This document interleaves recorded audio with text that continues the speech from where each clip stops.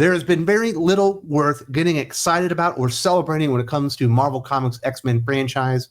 But this week we got an interview on Adventures in Poor Taste, our X-Men Monday interview series. We got the Hivemind, Collin, Kelly, Jackson Lanzing coming on basically talking about their 50th anniversary celebration of Giant Size X-Men, kind of confirming our worst fears when it comes to what that's actually going to be about. But they slipped something in there worth getting excited about. It sounds like Collin, Kelly, and Jackson Lanzing's days at X-Men are numbered. This will be their last gig. And this is something that probably should have been done a year ago, 2 years ago. These guys have been responsible for more bombs than Donald Rumsfeld. I'm not even lying on this one. These guys can never get an ongoing series to do anything, rarely making it over 10 issues, despite having multiple chances. We've got some celebration going on here. Get ready. The dark days are about to end, at least for one terrible creative duo. Collin, Kelly, and Jackson Lanzing, known collectively as Hivemind, have finally closed the door on their tenure with X-Men Comics, announcing their departure as Giant Size X-Men 50th anniversary events conclude. In an interview with X-Men Monday, the duo confirmed that their time with Marvel's mutants is over, with Lanzing stating that after Giant Size X-Men, we are free and clear from the X office. I don't know what the future holds. Later adding, it's been a long few years working almost exclusively at DC and Marvel. This marks the end of a lackluster run that has left many fans critical of industry missteps, relieved as they've long criticized Hivemind's contributions for failing to resonate with Marvel's legacy. Their exit signals a potential shift for the franchise, which has been struggling under the weight of recent creative decisions. Or to put it in a more blunt way, a lack of anything recently creative at all.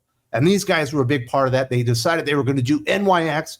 Oh, this is going to be the big mutant coming of age story in New York City. But we all knew what it really was. It was just trying to glorify and uplift Kamala Khan, a character that has failed to resonate with anybody over the years. And they just doubled and tripled down on all the things that are destroying the X-Men franchise. That series is all about identity. What's it like for Kamala and the other mutants in the book to overcome being persecuted so severely as mutants in the Marvel 616? It's almost like pretending like Krakoa was the last great hope of mutant kind, even though they'd become a bunch of segregationist cloning, murderers there by the end. Kamala Khan's a bad character in that book, but the worst was Prodigy. I feel bad for whoever created Prodigy. That character has been so mismade, and she's basically useless now because of what Collin, Kelly, and Jackson Lanzing were able to do on that character. And of course, he's not the only character they ruined. The big character they ruined was actually the Winter Soldier. Remember that character that you liked so much from Ed Brubaker that had some real potential that Marvel didn't quite do anything with? Huge mistake on Marvel's part. They turned him into the New Revolution. Have you even heard that name? Have you even read a story with the New Revolution? Of course you haven't, because it's all been Collin, Kelly, and Jackson Lanzing destroying that character. Hivemind faced significant backlash recently, particularly over accusations that they were trying to shoehorn Miss Marvel, Kamala Khan, into X-Men history in a way that felt forced and unearned. In the same X-Men Monday interview, they addressed the criticism without outright denying it. Lanzing remarked, "This is a new story. It's not a retread. It's not a rehash. And it certainly isn't a synopsis run of X-Men events," later adding, "This is not just like plugging her in and going, now Kamala has been there all along. That's not what this is about. This is about exploring a new story with her at the center."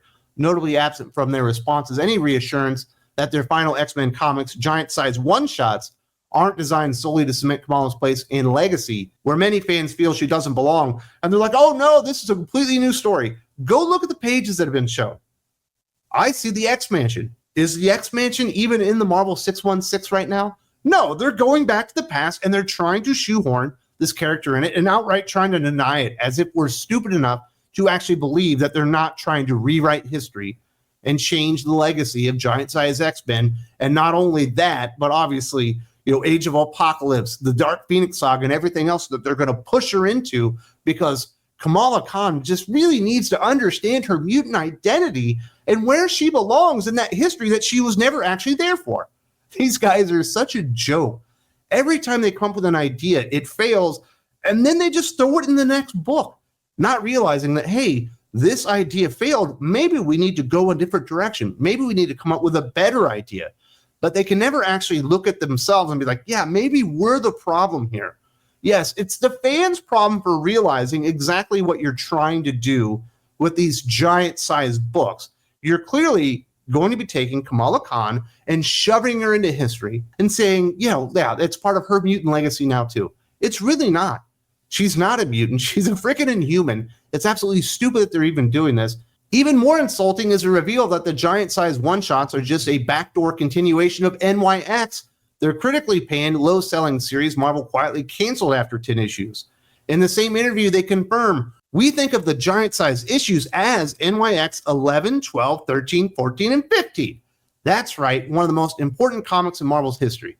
Giant-sized X-Men #1 is being honored by rebranding it as a stealth Kamala Khan vehicle instead of celebrating Wolverine, Storm, Nightcrawler, and the other legends that helped revitalize the X-Men brand in 1975. We're getting a forced Miss Marvel legacy plug no one asked for. This isn't a tribute, it's a hijack. And Marvel is allowing it because they're committed to failed characters and creators at the expense of fan goodwill. The 50th anniversary of Giant Size X-Men is an enormous event. This is a milestone that should be celebrated. They absolutely should be spotlighting that, hey, 50 years ago, we had a dead franchise that was going nowhere. One of the few things that Jack and Stan did together that didn't really amount to a hill of beans. Basically, when it first came out, it was fledgling, it was dying. Marv Wolfman was able to come in with Giant Size X-Men. Chris Claremont was able to come in, revitalizing the series, making Uncanny X-Men, and they got, 30, 35 years of absolute blockbuster greatness out of the franchise. The X-Men used to be the gold standard in all of comic books for your team franchises. It was bigger than the Justice League. It was bigger than the Avengers, bigger than the Teen Titans. And pretending that the best way to celebrate one of the most monumental issues in the history of comic books is by taking it and making it a Miss Marvel vehicle is absolute bullshit. Marvel Comics are not only lying to themselves, but they're lying to their fans, acting like this is a celebration for Giant Size X-Men, which it should be. They should have brought somebody who actually cared about, Giant Size X-Men, Uncanny X-Men, the legacy of X-Men. These guys clearly only give a shit about continuing to force Kamala Khan down our throats and pretending like she was there all along. And there's a reason that they consider these 6 Giant Size X-Men tribute comic books to really be NYX 11 through 15. Once again, take an idea that was rejected by fans and then trying to present it to you with another more palatable name on top of it. And this time being even worse because now they're presenting it as some type of tribute comic book when really it's just NYX continuing on again, even though the book was so bad they had to cancel it prematurely, like they've had to do half of their line at this point.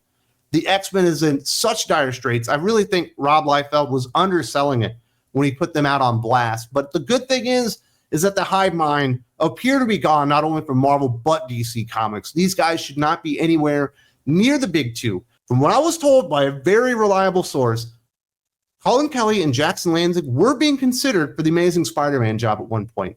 That's how crazy Marvel Comics are, because these guys only have a track record of failure. Every ongoing series they touched barely made it to double digits. Captain America Sentinel of Liberty, starring Steve Rogers himself, limped to 13 issues before quietly being canned. Guardians of the Galaxy lasted 10 issues. Thunderbolts, initially marketed as an ongoing, was abruptly cut at 4 issues. And of course, NYX, the Kamala Khan series disguised as a team book, ran for just 10 issues before sales collapsed. At every turn, Marvel tried to push this duo as visionary architects of their next era. Instead, they delivered underperforming, fan-rejected books with half-baked ideas and zero staying power. Their exit from X-Men is long overdue, and fans are definitely ready to move on, because these guys shouldn't have gotten that 4th, 5th, 6th, 7th opportunity at mainstream comic books. They proved themselves years ago as somebody that nobody is interested in. They've gotten major opportunities. They got freaking Captain America led by Steve Rogers and could not make it work. All they were able to actually accomplish with their Captain America run was destroy the Winter Soldier, a marketable character that's going to be starring in a movie soon.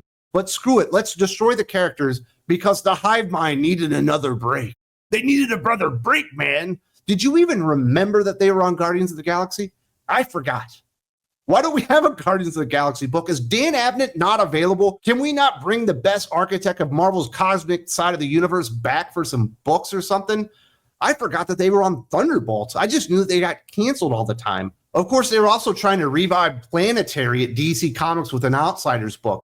Guess what? Nobody wanted that either. I'm not saying these guys are bad people or anything like that. I'm just saying they're terrible writers and they have no idea what the modern audience is actually looking for. And I'm shocked that they got this many opportunities, but I'm not shocked that they failed every single time.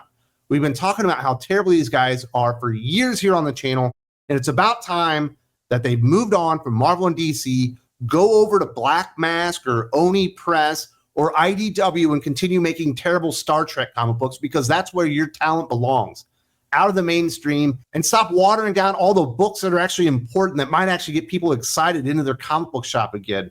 This is a first step in many steps that Marvel needs to take to actually clean up their reputation and maybe deliver some damn good comic books, because these guys were never going to be the answer.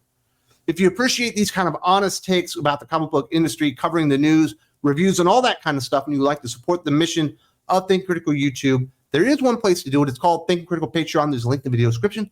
There's a button right here. I hope to see you there very soon.